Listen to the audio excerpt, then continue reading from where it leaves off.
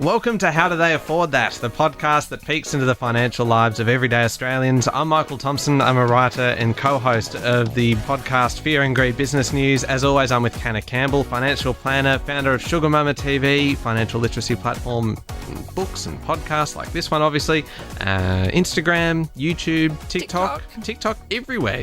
You are all over the place. Last week... Both financially, no, not financially, digitally, and sometimes with my lifestyle, with the car crash of my life, just separate from my finances.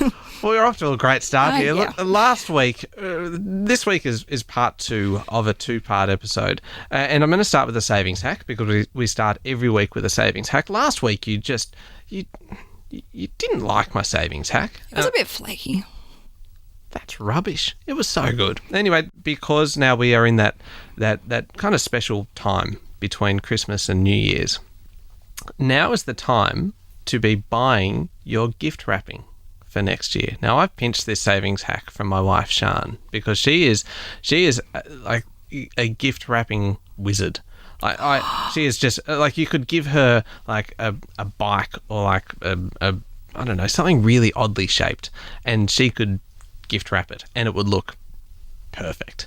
I've always wanted to be a good gift wrapper. Yeah, well, she's very good and she could actually teach lessons. Like, you're kind of giving us lessons on kind of home loans and stuff, and we teach you how to gift wrap a present. And she also makes the best cupcakes in the world. Yes, she does. And we had them at my book launch. That's right. That was so cool. Oh, that was the highlight of the night. Obviously, and also the launch of my I regret not taking a goodie bag home. Oh, yes. Next time, when book 2 comes out, we'll have more cupcakes.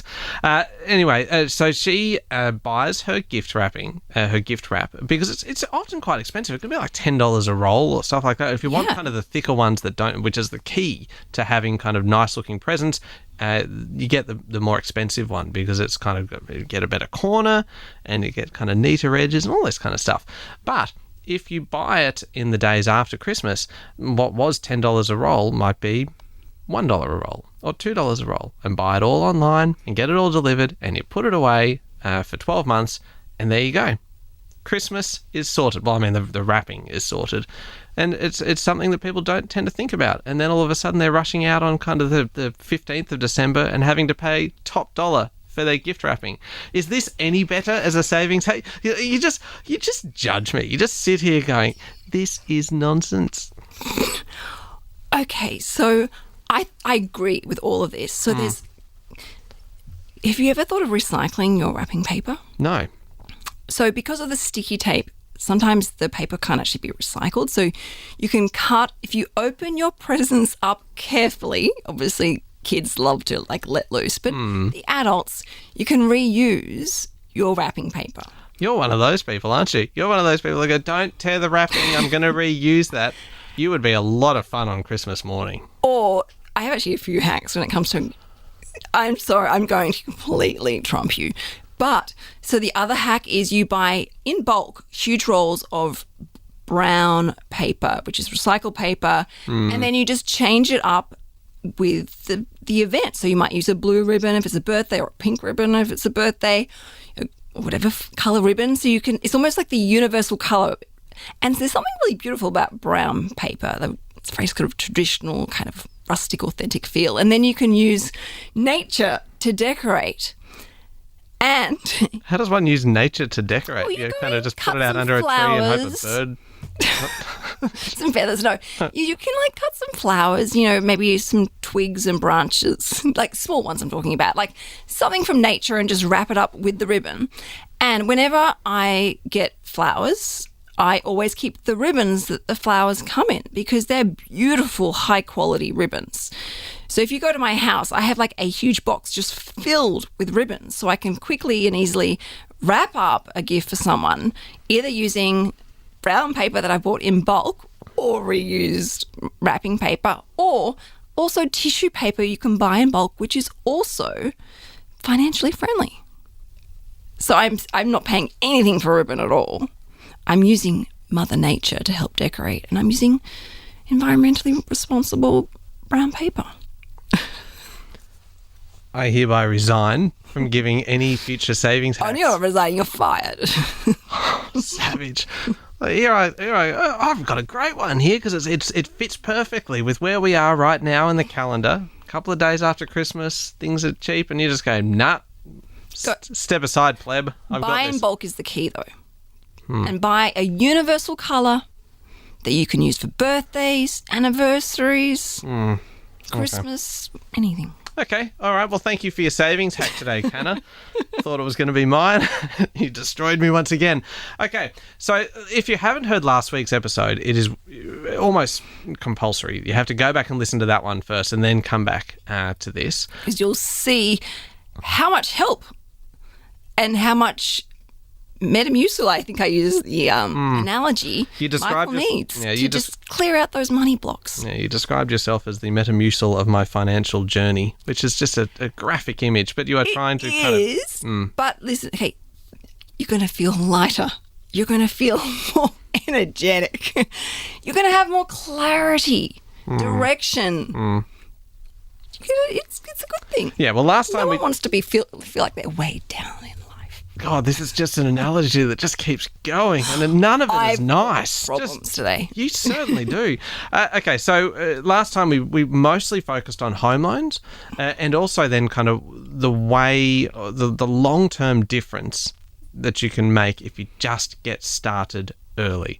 Or not even so much get started early, just don't put it off. Yeah, Just the get going opportunity now. cost and the power of compounding interest over the long run with very simple, humble, set and forget strategies. Yeah, and the catalyst for this was basically the fact that you had realised that I have been listening, and I take a lot of notes during our episodes. I'm always writing down what you're saying, and then I walk out of the studio and I don't do anything with the information that I have learnt. I do a couple of little bits and pieces, but on the whole, my finances are probably only 10% improved on where they were when we started the podcast, which I'm actually a little bit embarrassed about.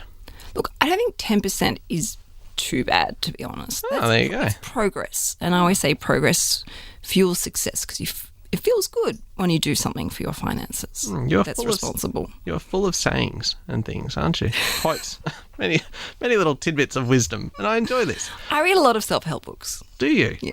I didn't know this. Okay, where are we going then today? So if we've covered home loans and we've done kind of opportunity cost of not getting started now, continue with my breaking down my money blocks. All right. So I feel like your problem is that you are scared, scarred, and you just don't know where to start. So what we need to do first is tap into your mindset. Yep. So that we can then understand what motivates you and where your value system lies. Okay. So before you jump in the deep end, which I think is what you think you need to do, which is probably what's making you stop and basically do nothing, is look at what you really want from your life. I run this course, it's called a Money Mindset Manifestation Program.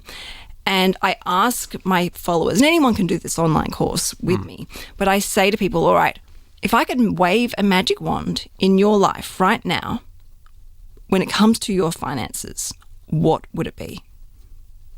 Oh, sorry, that's a question for me. Sorry. That's a question and for you and for everyone listening right now. I thought it was a rhetorical question. No. So the question was, if you could wave a magic wand and change something money-wise.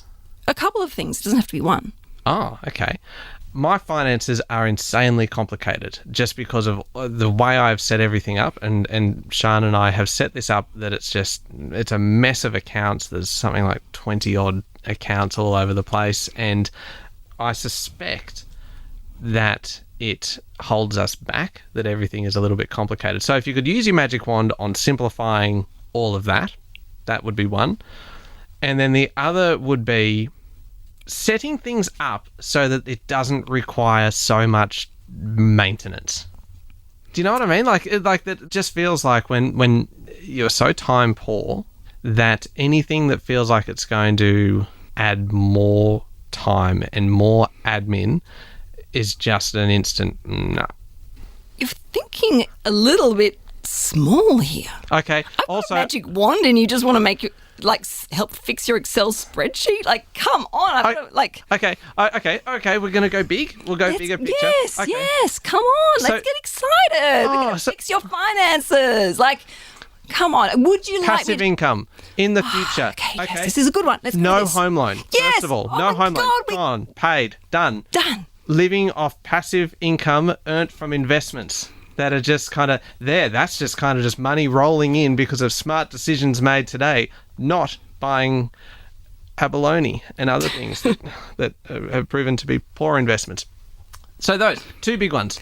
And now we're talking business. This is the stuff that we need to be tapping into. These are the goals we need to be setting for you so that you want to do this. You're going to do this and nothing more is going to get into your way.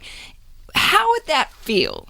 Not having a mortgage. That would be amazing. That would absolutely be the dream. What would it feel like inside? It would feel liberating. It would feel as though the number one drain on your finances is just no longer there. That suddenly the money that is currently going and the worry then that interest rates are rising, and then all of a sudden you go, okay, I've got to find X amount more every month. That worry is no longer there. And suddenly that your home is your own as well would be a very, very nice feeling to have. And what would you do with that money? Where is your value system? Imagine you don't have to pay a mortgage each month. Where would you like to spend that money now? I actually don't know. This is now quite And this is why I got called by Mamma Mia the money whisperer. I mean, we would love to have more money to travel. And would you like to maybe help your children out, or know that you can help your children out further down the track if you wanted to? And again, at the moment, I'm kind of thinking, that's so far away. But and would you like to maybe give more money to charity if that was something you could afford to do? Well, I can just revert back to my lottery plan, which we talked about previously, and I have actually we've got detailed plans drawn up. You want to know when we're good at kind of planning money? We plan in so much detail for what we're going to do if we win lotto. We've spoken about this. Yeah, I know. But can't we just use some of those principles of what we would do of kind of X amount, this percentage would go to charity, and this would go to this, and this is what we would spend on having fun and traveling, and this is what we would spend on a new house and renovations and all of this kind of stuff. So we have these goals. But at the I'm having a revelation here. Just wait, it's coming. We have done all of this work, separating kind of money out and planning and dreaming about what we would do. And we're relying on a lottery win to do it. I should just be working on this and using that as my goal and going, I'm not going to wait for a lottery win. I'm going to do it myself. You took the words right out of my mouth. So we need to transfer your fantasy life and goals to your reality life and goals. So that dream or fantasy it's at the moment where it's sitting in fantasy land of being mortgage free, of having lots of passive income, of being able to travel the world whenever you want, help your children out, give money to family and friends and charity. Let's now plant this and ground it into your reality today and build financial goals around that. Oh my God. How does that feel? It feels like I've just had an awakening. I feel like we've had a little bit of a breakthrough mentally for you. We have. Do you feel a bit more motivated? Oh, God, yes. Yeah, I'm going to go out and buy so many lottery tickets. Please don't do that. Please use that to put on the mortgage. Let's get that mortgage. Let's work on that goal first. See, this is the problem. I keep falling back into bad habits. So what you and your wife can do is sit down together and go, all right, getting rid of the mortgage, that's something we'd really like to do. Yeah, dream. We'd really like to start investing and start just somewhere. Building some passive income. We'd also like to look at maybe how can we use our tax dollars more efficiently. We'd also like to make sure that we've got plenty of emergency money to fall back on. We also want to make sure that we've got something bubbling away perhaps for the kids in the background for at a time or when it's appropriate. These are all things that you can start having some goals for yourself and understanding the values behind those goals, because that is what will drive your motivation. But more importantly, it will help you stay committed and determined and allow you to keep going when there are setbacks or there are challenging times, because you know what you want. You've got your eye on the prize, and you know that those sacrifices and setbacks are okay. They're just part of the journey, and that you are making progress and heading in the right direction. And there will be times where nothing really happens much, but then you'll have bursts and spurts where you can, took off a chunk off your mortgage, or you watch your passive income grow a little bit more this year, or you're saving more money on tax dollars, or you log into your internet banking and go, gosh, our loan term is now no longer 23 years. We've made some extra repayments by being smart with our money, and now we've dropped that loan term to 21 years or 18 years or 17 years. That is actually what fuels you to keep going. You're like, wow, this is actually working. I often use the analogy of a fitness goal. You go for a run and, you're exhausted at the end, but you go for another run a couple of days later and you're running and you get towards that 20-minute line or that 30-minute line. You're like, I've got a little bit more energy left. I want to keep going. And you run for a couple more minutes, or you get another kilometre done under your belt. When you do stop, you feel really good about yourself and you feel inspired to go, you know what, I did so well today, I can't wait to go back to the gym, or I can't wait to go for another run, or I can't wait to do weights again, because I'm heading in the right direction. It feels good. I'm taking responsibility of my life. I'm stepping up. Wow. And can I just take it to another level? I know we haven't even shared the steps yet, and I promise you I'll get to it, but... Okay. When you are feeling in control with your money, the flow-on effect is powerful. When Tom and I are working on our goals, our communication is so much better. We have much more support of each other. We are more present, well, particularly me, I'm more present with my children. When it comes to having time to switch off, I can relax a lot more because I know I've got my ducks lined up, I'm doing the work, I understand what I'm doing, and I understand why I'm doing these things. I feel better about my health. I feel better about my career. I don't mind working a little bit harder or taking on an extra project because it's all in positive alignment of me getting to where I want to go and having the belief in myself and what we're doing, that this is going to work and this is going to pay off. And I'm not going to look back in regret. I'm going to look back with relief. Okay. I think we've successfully done a bit of a mindset reset. We might take a very quick break and we'll come back in a second and go into some specific steps. Good idea. Because I think we now need to kind of get down to the nuts and bolts of it. Because this is where I can have the kind of revelation, but then how do I actually kind of do it? And that's where I fall over.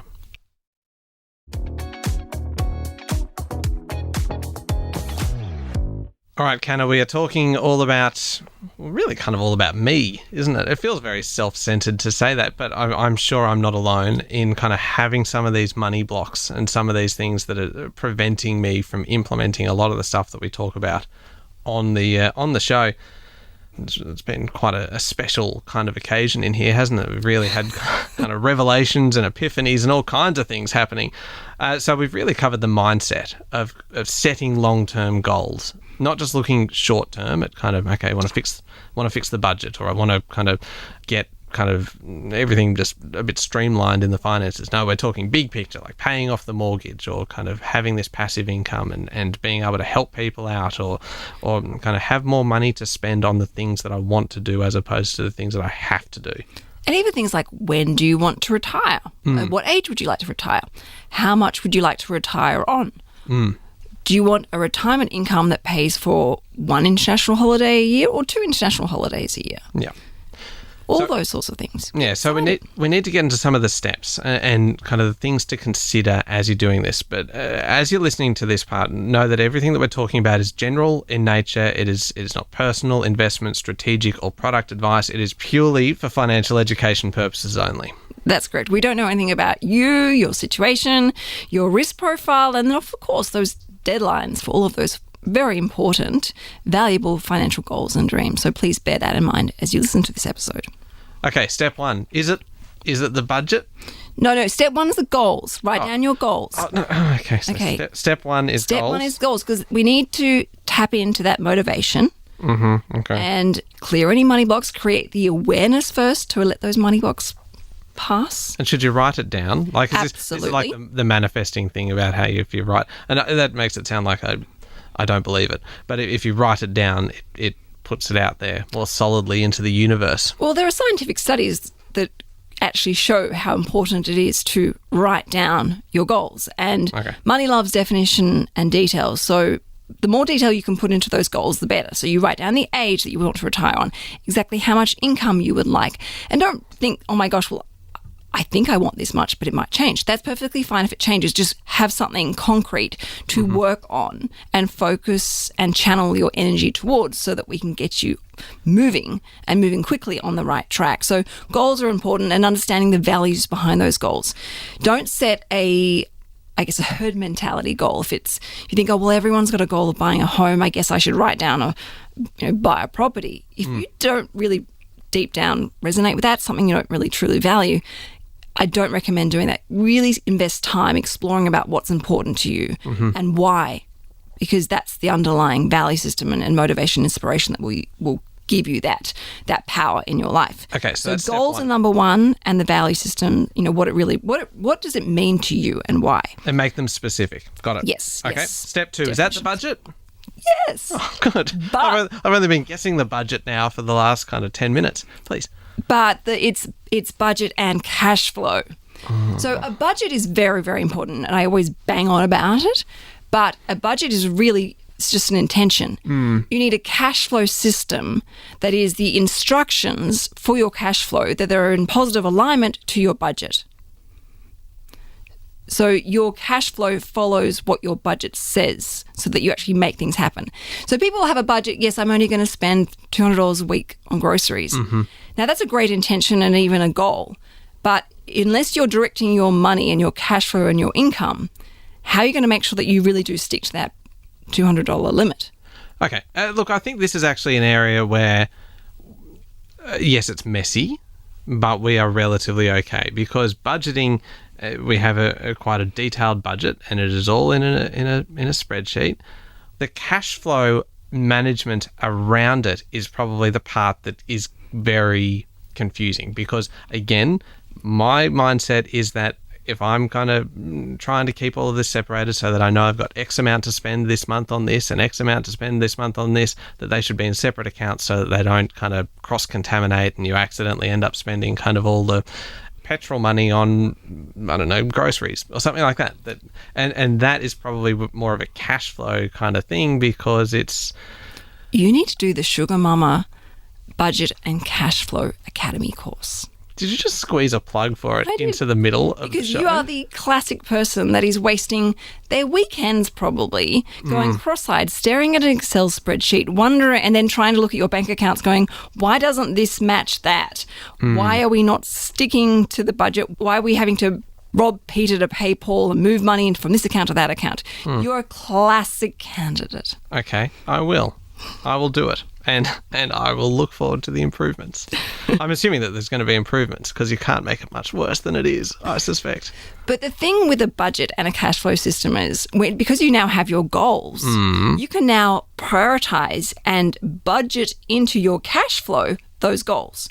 So, for example, when you've done your budget and you've looked at the cash flow mechanics, and one of your goals is to try and pay off the home loan a little bit sooner, or as soon as possible.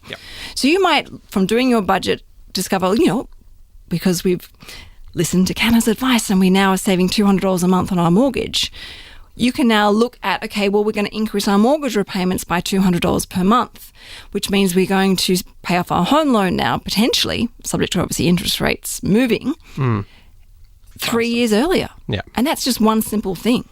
That is ridiculous. It is just, now I feel almost a little bit ashamed that I haven't done that. If you think about it, 3 years worth of income you're going to be able to keep for yourself. You can then put that towards your superannuation. You could then put that towards your investment portfolio or whatever your heart desires. That's a lot of money each month you're going to be able to put towards those other big goals as well. Okay, so anyway, I digress. That is budget. That's budget and cash flow. So if we're doing really, because we've kind of blown out a little bit, and again, I'm blaming you entirely for blowing out on timing today because you spent too long trying to just blow apart my savings hack at the start with all our gift wrapping chat. So number 2 is the budget and the cash flow. Number 3 is the mortgage broker. Okay. If you have a home loan and you haven't looked at your home loan and whether it's actually competitive, because remember, loyalty tax is expensive. It is a real thing. A new customer is more valuable to a bank than an existing customer. So use that to your advantage, that information. I'm going to call him today. Okay, I will be calling Adam myself and letting him know that to expect to hear from you. And if he doesn't, I'll tell him to call me. And then I'll be calling you.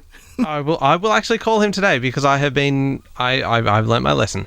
Okay, that's that. Let's just put a big tick next to item number 3 on the list, mortgage broker. It will happen as soon as I step out of the studio. Number 4, can I hazard a guess? Yes. As to what this would be? The super? No. Oh. No. Make an appointment to go and see a financial planner. Oh, okay. Financial planner. Okay. See, I should have known that from all of our episodes. Yeah. Okay. And look, we've covered in our previous episodes where you can access very competitive, quality, cost-effective financial advice at various different levels. Yeah. So there is no excuse really for people not to go and see a financial planner. But one of the most undervalued benefits of a financial planner is they cut the crap. They don't just talk about it. They will actually make things happen.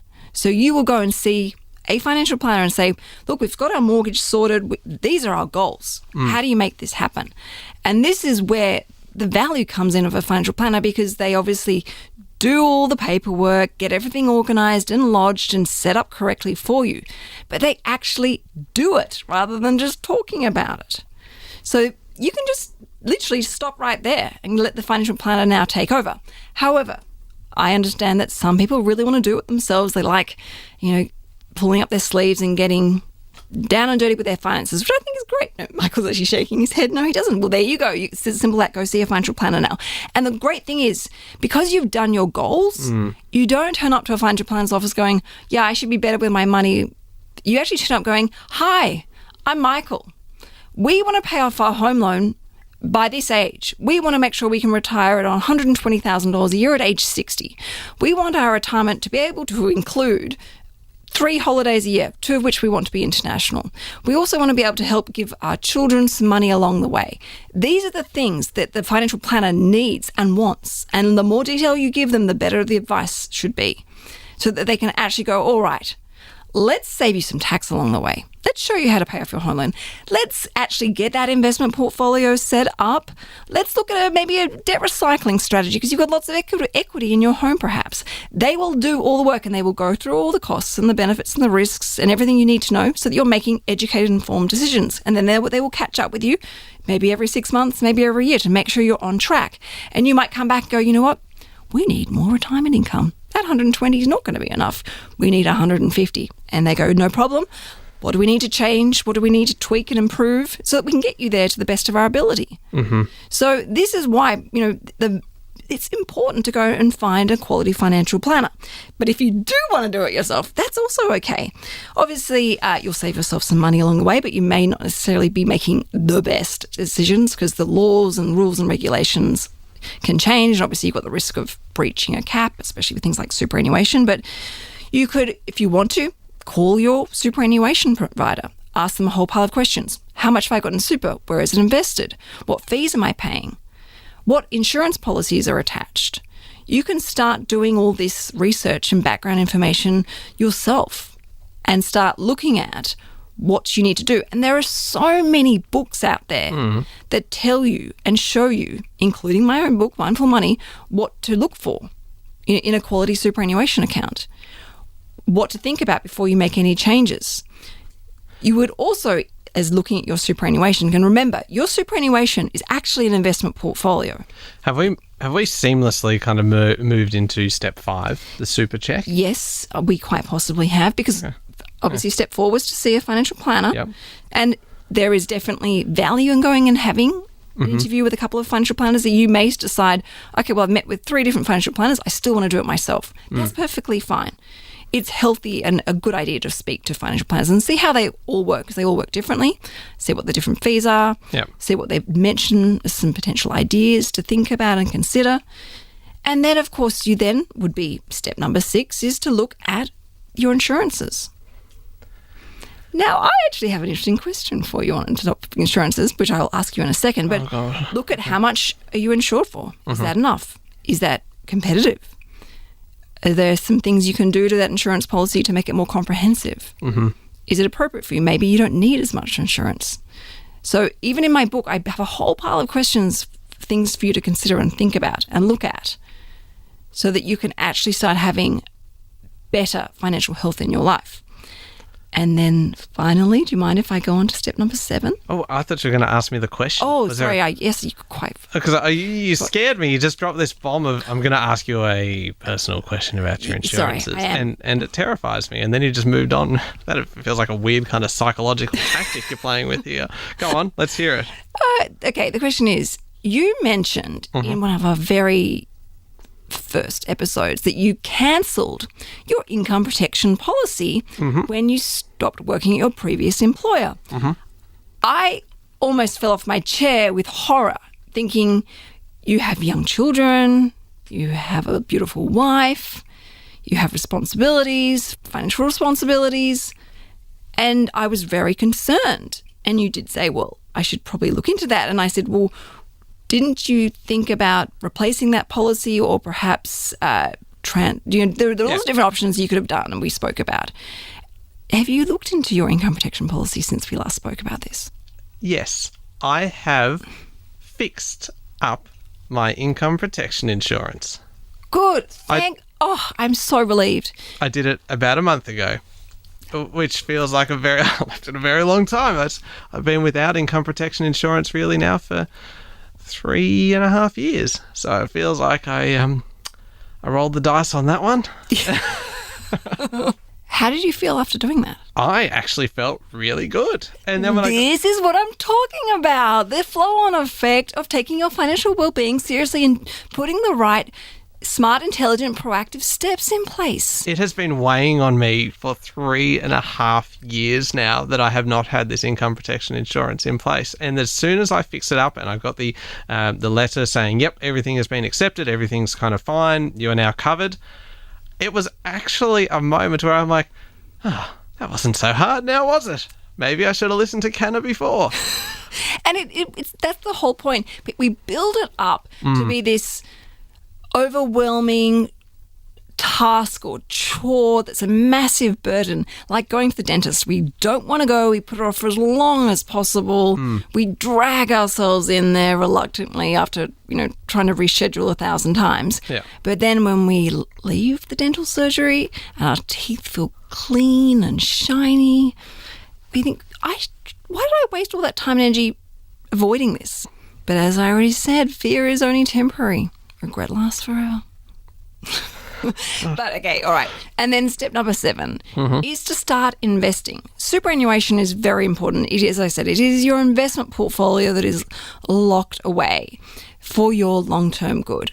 However, if you wanted to, particularly at the age where you're at, it is also important and of value to perhaps consider also investing. Now, obviously, you are a homeowner, you have a mortgage. So there are a couple of different ways you could invest, actually sort of 3 ways.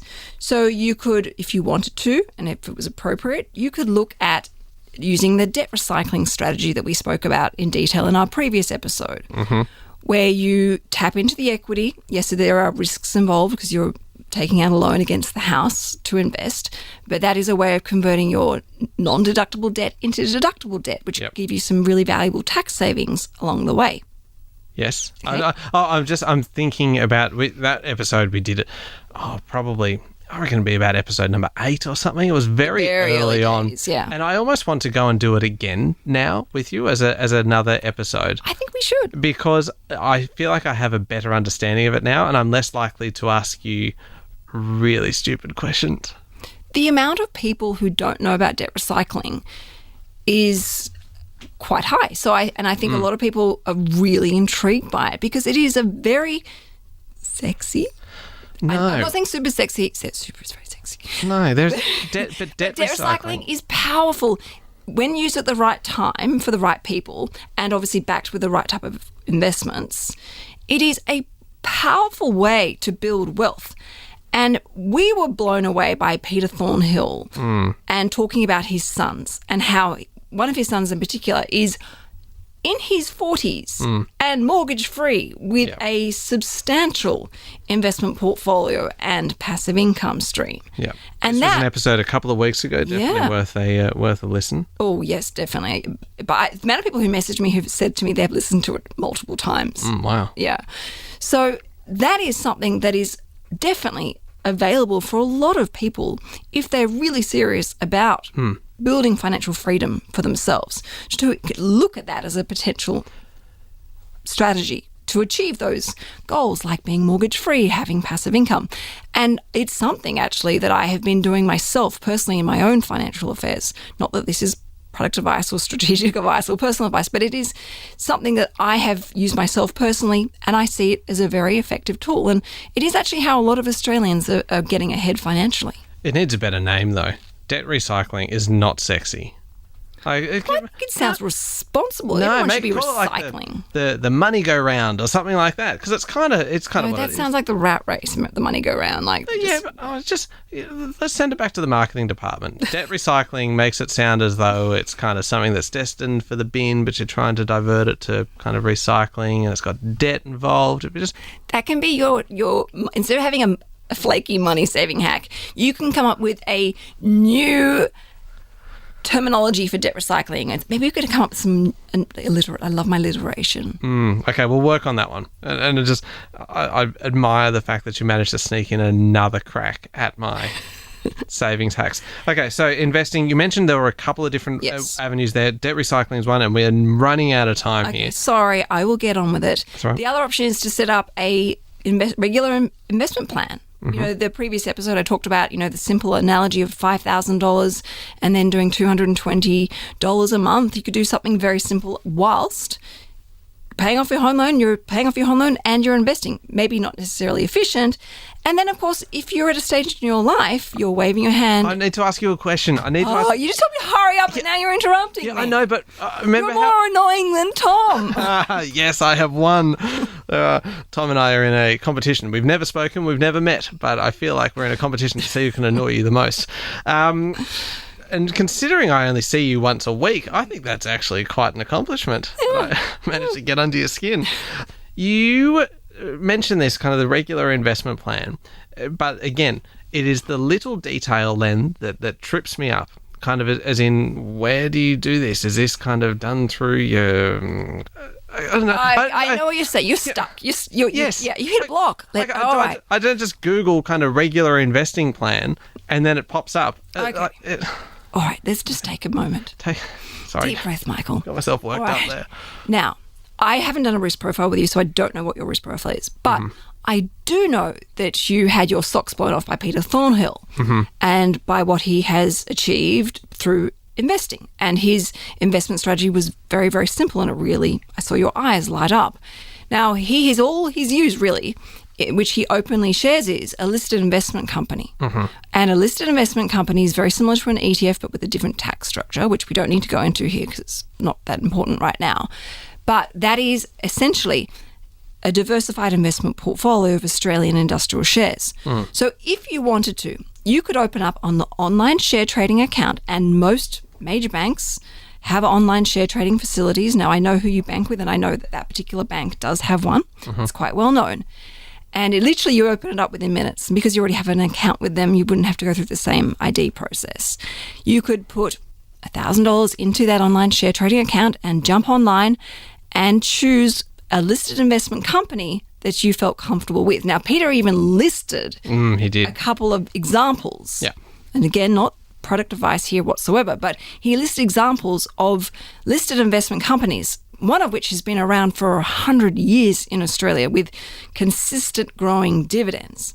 So if you want, you could literally just jump online and buy $1,000 worth of shares in a listed investment company and start there. Obviously, after doing your research. All right. Now, I don't mean to hurry you along here, but we need the third. And then the third option is, if you're at a stage in your life where you're like, okay, I've missed the boat with investing outside of super, Yeah. then why don't you fall in love with your super. Channel all of your energy into your superannuation. Obviously, being aware of the annual caps and the restrictions of superannuation. But when, in financial planning, for some particular clients, we had to really hone in on what was the efficient way to get them to where they wanted to be with their financial goals. And sometimes for those people, the answer was, all right, let's just park investing for the time being. We really need to get your super up to where you are, because this is where the 80%, that I guess law of Pareto, where most of your superannuation is going to fund most of your goals here.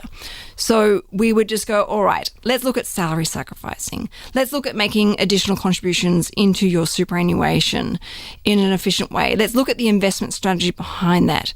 So there are ways to actually build up that passive income if you want, if you've got long-term goals that fit within those laws and regulations. Gosh, we've covered some ground. We have. It's been busy, but very, very valuable, I hope. I feel, well, I mean, as the main kind of, I was going to say subject, but really I've been the target here today of all of your attention and your wisdom. I feel it has been worthwhile. I've made so many notes here. Just to recap, the 7 steps. Yes. Number 1, goals and mindset, and make it very values behind those goals. Yep, and make it very specific. Number 2, budget and cash flow, of course. Number 3, mortgage broker. Look at your home loan, get in touch with a good mortgage broker. Number 4, financial planner. Go and see a financial planner. Number 5, check your superannuation. Get very intimate in a kind of number kind of way. That sounds vaguely wrong, doesn't it? Light some candles, dim the lights, wine out. You joke about that, and it probably is the way you actually engage with your super fund, isn't it? It's like I log on to it online and check it, and then check that it's being invested correctly. I have entirely the wrong idea about you then, don't I? Super checkers number 5, insurances. And then finally, investing. It's a 7-step program to financial freedom. And in Mindful Money, I'm listed all out with comprehensive instructions and directions for everyone. So it is actually, there's a lot you can do yourself if you want, but if you don't, too busy, you're time poor. That is why, my friend Michael, you need to see a financial planner. That's a great way to finish. If anybody wants more information from you, how do they find you? The fastest way is Instagram. And if you're ever interested in doing my Money Mindset Manifestation course online, self-paced, or even my Sugar Mama Budget and Cash Flow Academy course, just send me through a DM and I can send you through the details. And you can hear me every day with Sean Aylmer on Fear and Greed, Australia's best business podcast. Thank you for listening to How Do They Afford That? Remember to hit follow on the podcast. Please leave us a rating and a review too. We love those. Next week, it's a New Year's themed episode. We're talking about New Year's resolutions and money resolutions and some good goal setting tips for your finances. It should be a great conversation. Don't miss it.